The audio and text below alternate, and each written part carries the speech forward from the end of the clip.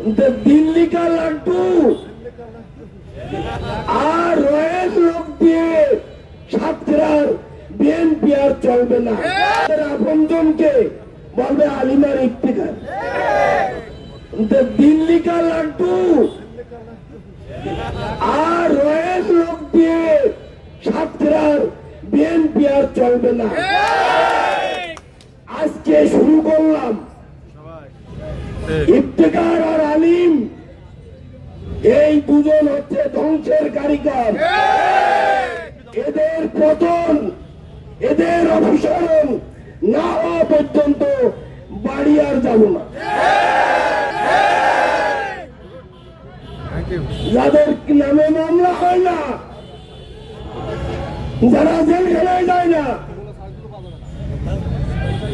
যারা দলের জন্য পয়সা খরচ করে না, হাসপাতালে রোগী বান করে শুয়ে থাকে, তারা কিসের নেতা?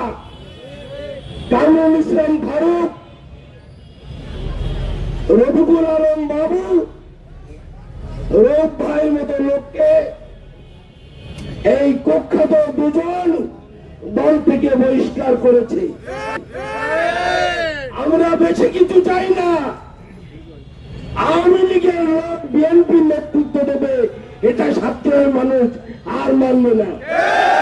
একটা লোক সাক্ষাৎ বিএনপির নেতৃত্ব নেবে, এটা ভাবতে কষ্ট হয়, লজ্জা হয়। আমরা আজকে তার অপসারণ চাই। সেই কেন্দ্রীয় নেতা, তারা কলকাতার সাবেক এমপি, আমাদের নেতা, এবং সে সহ আমাদের কালীগঞ্জের অ্যাডভোকেট সত্তার সহ 46 জনের বিরুদ্ধে ওই মামলা পুনর্জীবিত করে তাদেরকে কারাগারে নিক্ষেপ করার মতো পরিবেশ ওই আমিরের সাথে ষড়যন্ত্র করে ইফতিখার করেছে। 70 বছর কারাগারে থেকে সে চেয়েছিল তাকে মাটি থেকে বিচ্ছিন্ন করে দেবে, কিন্তু আল্লাহ রহমতে পারে নাই। এই হাবিবুল ইসলাম হাবিবের অনুপস্থিতিতে এই সাতটায় আমাদের আন্দোলন সংগ্রাম যিনি দিয়ে রেখেছিলেন, নেতৃত্ব দিয়েছেন, আমাকে উৎসাহিত করেছেন, অনুপ্রাণিত করেছেন, রাজপথে থেকে যুদ্ধ করেছেন আমাদেরকে নিয়ে, সেই আমার অত্যন্ত ইসলাম বিএনপির সাধারণ সম্পাদক, বর্তমান জেলা বিএনপির যুগ্ম আহ্বায়ক শেখ তারিকুল হাসান, তার নামে অসংখ্য মামলা দিয়ে তাকে কারারুদ্ধ করার জন্য আমাদের মাঝ থেকে সরিয়ে দিতে চেয়েছিল, কিন্তু পারে না। এই শহীদের ইফতিখার আলীকে আমরা আর দেখতে চাই না। এই শেখ হাসিনার দোসর, শেখ হাসিনার এজেন্ট একজন আমাদের সাতক্ষীরায় আছে, সে হচ্ছে শেখ ইফতিখার আলী। ইনি আওয়ামী এজেন্ট। 15 সালের পর থেকে এই ইফতিখারের নামে কোনো মামলা হয় নাই। আমি যখন যুব দলের সভাপতি ছিলাম, আমার পরম আত্মীয় শুধু আমার কারণে বিসিএস তাকে চান্স দেয়নি যে আবুল হাসান হাদির আত্মীয়, সে সাতক্ষীরা জেলা যুব দলের সভাপতি। আর ইফতিখারের শালার বউ এমপি হবার কারণে, ইফতিখার আওয়ামী এজেন্ট হবার কারণে তার ছেলে বিসিএস এ চান্স পায়, স্বাস্থ্য বিভাগে বর্তমান কর্মরত। এটা কিসের ইঙ্গিত? এটা হচ্ছে আওয়ামী দালাল, আওয়ামী দালালি করেছে, আওয়ামী বাটপারি করেছে, যার কারণে তার সন্তানকে সে ভালো জায়গায় দিতে পেরেছে। বাংলাদেশে কোন জেলায় বিএনপির সভাপতির ছেলে চাকরি পায়, এটা বাংলাদেশের কোন জেলায় নজির নাই। আছে কি? আছে। আজকে বাংলাদেশ সাতক্ষীরা জেলায় হয়, তাহলে কত আওয়ামী এজেন্ট আজকে সুস্পষ্ট আপনাদের মাঝে।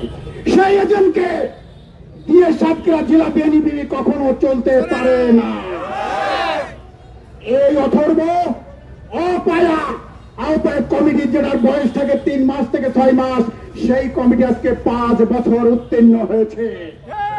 আপনারা কি এই কমিটি বাতিল চান? কিছু করে কেন্দ্রীয় নেতৃবৃন্দকে দেখিয়ে দেন। আমার ভারপ্রাপ্ত চেয়ারম্যান জনাব তারেক রহমান সাহেবকে দেখিয়ে দেন। এই কমিটি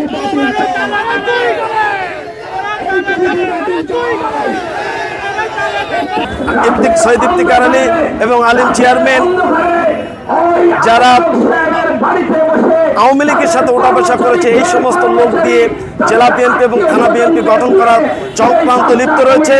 এই কমিটি বাতিলের দাবিতে এবং 5টি অবৈধ কমিটি বাতিলের দাবিতে আজকের এই প্রোগ্রাম। মূলত আমাদের একটাই দাবি, জেলা বিএনপির আহ্বায়ক, তার বিরুদ্ধে একটা মামলা নাই।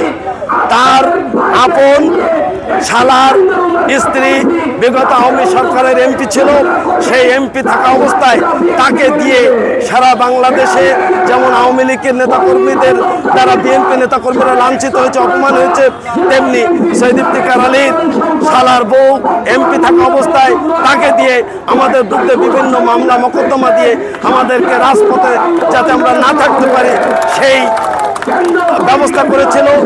তার প্রতিবাদে এবং মেয়াদোত্তীর্ণ কমিটি বাতিলের দাবিতে আজকে মূলত আমাদের এই আলোচনা সভায় র্যালি এবং বিক্ষোভ মিছিল। আজকে আব্দুল আলিম চেয়ারম্যান এবং ইফতিখার আলীর বহিষ্কার সহ দৃষ্টান্তমূলক শাস্তির দাবি জানাচ্ছি। বন্ধুরা আমার, হাবিবুল ইসলাম হাবিবের এই সাজার মূলে ছিল শহীদ ইফতিখার আলী। আর শহীদ ইফতিখার আলী হাবিবুল ইসলাম হাবিবের 70 বছরের যখন ফরমাইশি সাজা দিল, তখন উনি হাসি মুখে সকলের সামনে উনি বলেছিলেন, তসবি হাতে ধরিয়ে দিলাম, যাও হাবিব তুমি ভিতরে যাও, তসবি পড়তে থাকো। প্রিয় বন্ধুরা আমার সেই প্রিয় নেতা প্রায় 42 মাস কারান্তরীণ থেকে আল্লাহর রহমতে 5 তারিখে ছাত্র জনতার বিপ্লবের মধ্য দিয়ে, গণঅভ্যুত্থানের মধ্য দিয়ে হাবিবুল ইসলাম হাবিব মুক্ত হয়ে আবারও আমাদের মাঝে ফিরে এসেছেন। প্রিয় বন্ধুরা আমার, হাবিবুল ইসলাম হাবিবের এই সমস্ত ষড়যন্ত্রকারীদের অবিলম্বে আমরা রাজনৈতিকভাবে তাদের বিরুদ্ধে ব্যবস্থা গ্রহণের জন্য উদ্যত আহ্বান জানাচ্ছি দেশ নায়ক তারেক রহমানের কাছে। বিএনপির এই কমিটি ভেঙে দিয়ে যাতে একটি শক্তিশালী কমিটি হয় এবং 4টা সিট আমরা আপনার পার্লামেন্টে পাঠাতে পারি, তার ঔদ্ধত্য আহ্বান রেখে আমি আমার সংক্ষিপ্ত বক্তব্য শেষ করছি।